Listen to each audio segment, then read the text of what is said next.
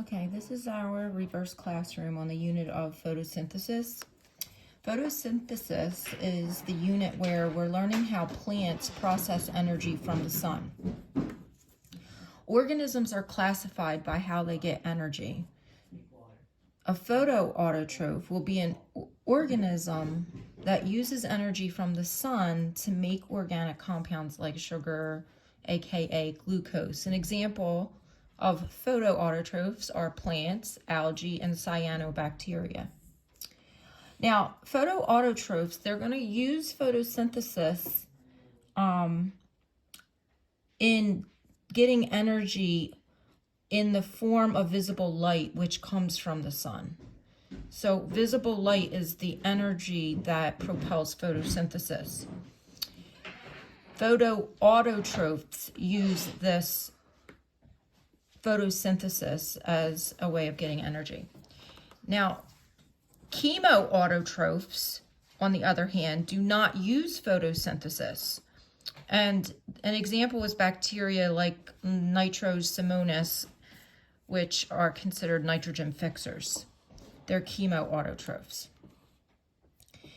Photosynthesis, the equation of photosynthesis is 6 carbon dioxide molecules plus 6 water molecules. The arrow means yields, or makes 1 glucose molecule plus 6 oxygen.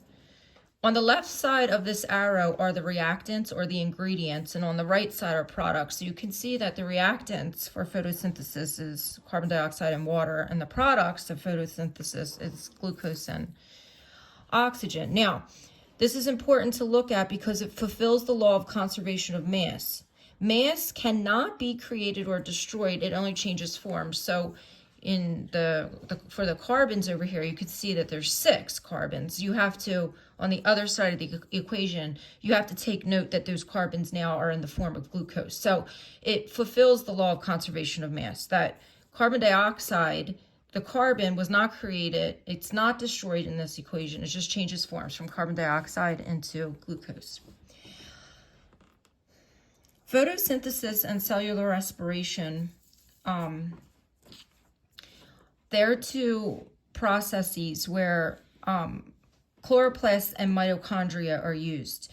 But before we get into this, I want you to pause the video and I want you to go to slide 14 and draw the periwinkle that was a famous experiment by Nicholas D. Saussure. All right, now your picture should be drawn of your periwinkle. Now remember, this periwinkle was put into a closed container, and what this famous experiment by Nicholas D. Saussure taught us is that plants derive their mass not from eating the soil like they thought of back in the day. This shows us that carbon dioxide in the air decreased by 431 milliliters, and the air oxygen was increased by 292 milliliters. This ultimately teaches us through this experiment that plants gain mass by absorbing carbon dioxide. So next, what I need you to do after you understand, and the other thing is that the roots of the plants are where the high energy molecules are stored as a result of photosynthesis. So in other words, the glucose is going to be stored in the roots after the photosynthesis takes place. All right, now what I need you to do is go to slide 16, and I need you to draw this diagram on slide 16, and once you draw it, come back to the video and then make notes as you see fit. So at this point, you drew this diagram, and you're seeing here that you have a molecule or organelle, which is a chloroplast, and these are the thylakoids in there. They're the green pancakes that we talked about. And then the other organelle is a mitochondria. In the process of photosynthesis, light energy from the sun is taken in by the chloroplast. Also, carbon dioxide is brought into the chloroplast. Water is brought into the chloroplast. And what is produced, the way that the energy is processed, the light energy is processed, is oxygen and glucose. This is called photosynthesis. Now, the mitochondria is an organelle as well that's present in both plants and animals. The job of the mitochondria is to process the chemical energy, which came from the sun, right, and is metabolized to form ATP energy. So the way this happens is the mitochondria receives the oxygen and the glucose, and through a process called cellular respiration, the products, ATP is glucose is metabolized to form ATP, and the waste products are water and carbon dioxide. Now, what you need to understand is that chloroplasts and mitochondria are organelles that process energy. Plants have both organelles, but animals only have mitochondria. Plants need both of these organelles. Plants need both the chloroplasts and the mitochondria. The reason why is the plants store the glucose in their roots. When the plant needs to grow, they need ATP to perform the work of growing. So this is why they need the mitochondria. The mitochondria metabolize the glucose to ATP. So plants need both. Chloroplasts, the chloroplasts again, they're needed because they make the glucose. Okay, chloroplasts are needed to produce the glucose, and the glucose is stored in the roots. The mitochondria are needed to metabolize the glucose, to turn it into ATP for the tree to grow. So plants need both organelles, the chloroplast and the mitochondria. Animals only have a mitochondria, which brings us to another very important keyword, which makes us heterotrophs. Heterotrophs are organisms that get their energy from food and not from sunlight. And any cell that just has the mitochondria and does not have a chloroplast is considered a heterotroph. If the cell has both the chloroplast and the mitochondria, it's going to be either a photoautotroph or a chemoautotroph. But the ones we're talking about is photoautotroph because they use photosynthesis, which is energy in the form of visible light, mainly the red and the blue. Okay, so that's the next thing. Now, I need you to go to slide 19, and you have to draw the leaf anatomy, which looks like this. Draw this, and then when you're done, you gotta pause the video. When you're done, come back so that we can go over the leaf anatomy. All right, so in the leaf anatomy, right over here, we have our epidermis. And the epidermis is the single layer that regulates the gas exchange and protects the inner leaf tissue. Then another thing that we have here is this tube, and within it is the xylem and the phloem. The xylem are the tubes that transport the water, and the phloem are the tubes that transport the sugar and the protein. Now, here's another one of those tubes that contain both the xylem and the phloem. Now, notice that these have what's called bundle sheath cells. The bundle sheath cells surround the xylem and the phloem. Then you have something called a sponge mesophyll. These are porous tissues, and it's the site for gas exchange. You also have right here a stoma. These are very important. The stoma are the openings in underneath part of the leaf to allow carbon dioxide in, and also water vapor leaves here through a process called transpiration. There's something called a cuticle, which is the waxy lining that prevents the epidermis from drying out. And then you have something called the palisade mesophyll. The palisade mesophyll has the highest concentrations of chloroplasts, and it is where the site of photosynthesis takes place, in the palisade mesophyll.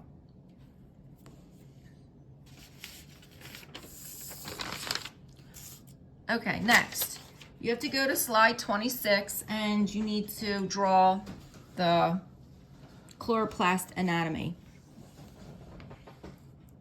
Now, one thing you need to know is the chloroplast is double membraned. Inside the chloroplast is green pancakes. They're called the thylakoids. They're flattened discs. And then the stroma is the matrix that surrounds the thylakoids, and that's fluid. And that's really all that you need to know for that. Now, you have to go to slide 28 and you have to draw the light-dependent reaction, which looks like this. The light-dependent reaction is kind of like what its name implies. Light is needed in order for this reaction to take place. Also acclimate yourself to the fact that this outer portion is the stroma. And these are happening in the thylakoids. So what we're looking at here is notice that it starts with photosystem 2. The light-dependent reaction starts with photosystem 2. So what happens is the photon, which is light, strikes photosystem 2. The energy from that strike excites the electrons in the molecule of water, causing it to split into oxygen and hydrogen ions. It's important to note here that water is used as the source of the electrons and the hydrogen ions.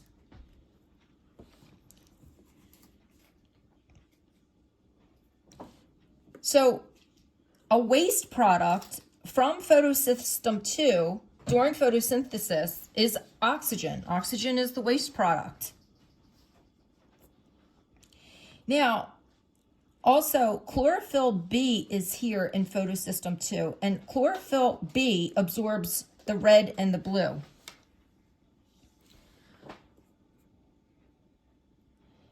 The next part of the light-dependent reaction is the electron transport chain. The electron transport chain is this part here. So what's happening is the photon hits here, number 1, and excites the electrons. These electrons now go through photosystem 2 and then end up in this electron transport chain. Now what's happening here is that it provides energy, the electrons, for the synthesis of ATP by a process called chemiosmosis. Now, chemiosmosis relies on a concentration gradient of protons to make ATP. So out in the stroma, the hydrogen protons are low.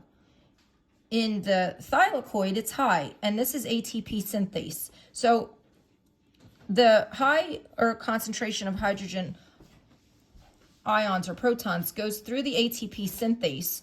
And in the electron transport chain, what you see is happening is that ADP, adenosine diphosphate, is converted to ATP, adenosine triphosphate, where in the electron transport chain, we have a product of ATP that comes out of the light-dependent reaction. The electrons then go through the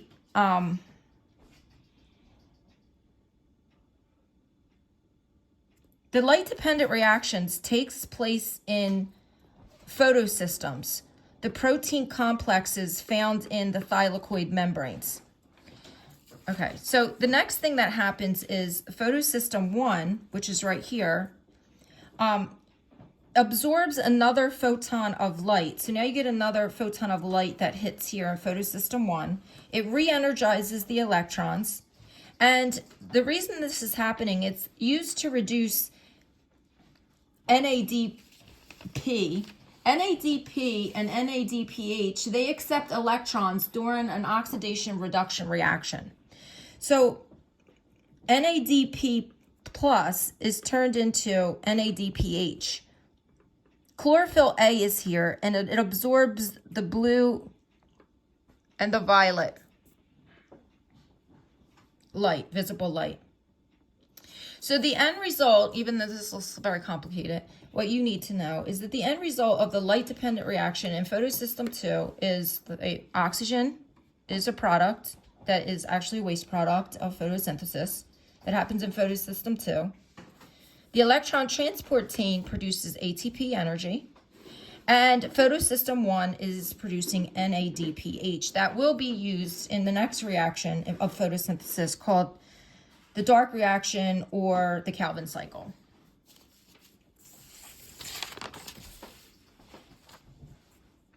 So again, this is important for the test. The light-dependent reaction is producing oxygen, which is the waste product from photosystem 2, ATP from the electron transport chain, and NADPH from photosystem 1. The order of the light-dependent reaction in photosynthesis is photosystem 2, electron transport chain, photosystem 1. Chlorophyll A. Chlorophyll A is found in photosystem 1. It absorbs light in the blue to violet spectrum. Chlorophyll B is found in photosystem 2, and it absorbs red and blue light. Carotene are plants that have small amounts of this pigment to maximize their absorption spectrum. Okay, now we're getting into the light-independent reaction. You're going to have to pause the video, go to slide 33, and draw the Calvin cycle. The light-independent reaction takes place in the stroma of chloroplasts. It follows the Calvin cycle reaction pathway. So there's three phases.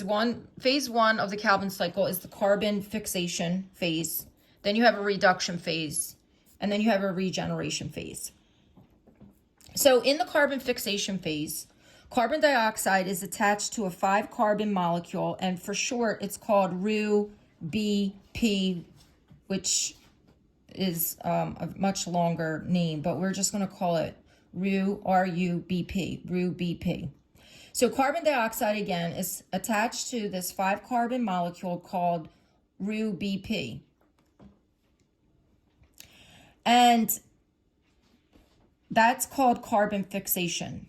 When the plant takes in the light-independent reaction, the plant now is taking in carbon dioxide through the stoma. And it travels to the stroma of the chloroplast. We are not in the thylakoids anymore. We're in the stroma, which is the fluid part of the chloroplast anatomy that you drew earlier. Okay, now, carbon fixation just means that carbon dioxide is taken in and it's attached now to the 5-carbon molecule. Now, this is happening by an enzyme that's called rubisco. The enzyme rubisco is nicknamed the gateway to life because this enzyme is able to take carbon dioxide, which is non-living, and bring it into this pathway, which is a pathway of life. So rubisco is nicknamed the gateway to life because it fixes the carbon dioxide in this Calvin cycle. Anyway, step 2 is a reduction process. The reduction means that the ATP is dephosphorylated. ATP is dephosphorylated, and NADPH is oxidized to produce something called glycerolaldehyde 3-phosphate, or G3P for short. From G3P, we get two molecules. 2 molecules of D3P will give us 1 molecule of glucose. So during this reduction reaction, the product that we're getting right here is glucose from the light-independent reaction. Remember, the light-dependent reaction, we got oxygen as a waste product, but here this is not a waste product. Glucose is not a waste product. Plants also need it. They also need to metabolize glucose to get ATP, and they store this glucose in the roots. So the light-independent reaction right here at the reduction part of the Calvin cycle is where we're getting the product of glucose. After the reduction, phase, we go into what's called a regeneration phase. Right here at the regeneration phase, ATP is again dephosphorylated to regenerate the RUBP to continue the cycle. So then it'll go back into the carbon fixation and the cycle just keeps going on and on. Now, remember that ATP is a nucleotide and it's used to transfer energy in cells. ATP stands for adenosine triphosphate. ATP is, you think of a fully charged battery because you have these 3 phosphates right here, triphosphate. Now, with this arrow, what happens during dephosphorylation, the phosphate is then broken. When the phosphate breaks off of ATP, this outer phosphate, it produces ADP, which is adenosine diphosphate. Di means 2. And that's what's happening here. ATP is dephosphorylated to regenerate RUBP to continue the cycle. So the end products of the light independent reaction is going to be the dephosphorylation of ATP to ADP, and NADPH is going to be oxidized to produce the G3P. So, and we have glucose also as a product.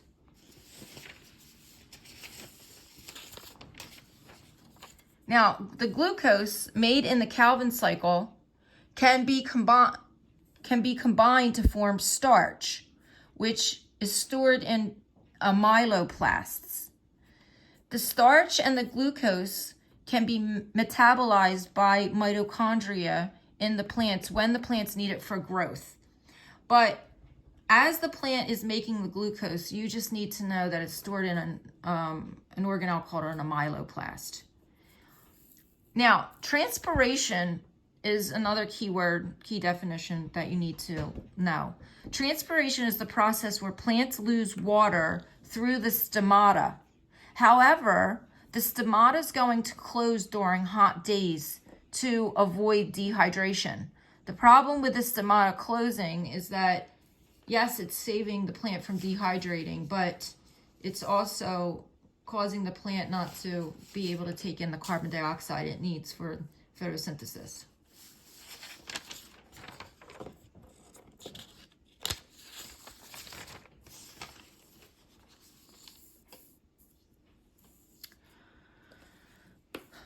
The endosymbiosis theory states that mitochondria and chloroplasts have unique structures that are not found in other organelles. Here are the unique structures. 1, both mitochondria and chloroplasts have inner and outer membranes. 2, they both have DNA, which are self-replicating and they're circular. The DNA is circular. 3, they have the ability to process energy. 4, they're also self-replicating. The endosymbiosis theory states that they were once prokaryotic. If you remember what we learned in the previous unit, a prokaryote is a organism that does not have a nucleus or any membrane-bound organelles. So it is believed, the theory states that both chloroplasts and mitochondria were once prokaryotic, and they were engulfed by another cell, forming the first eukaryotic organism. So you need to know this and those symbiosis theory for the test.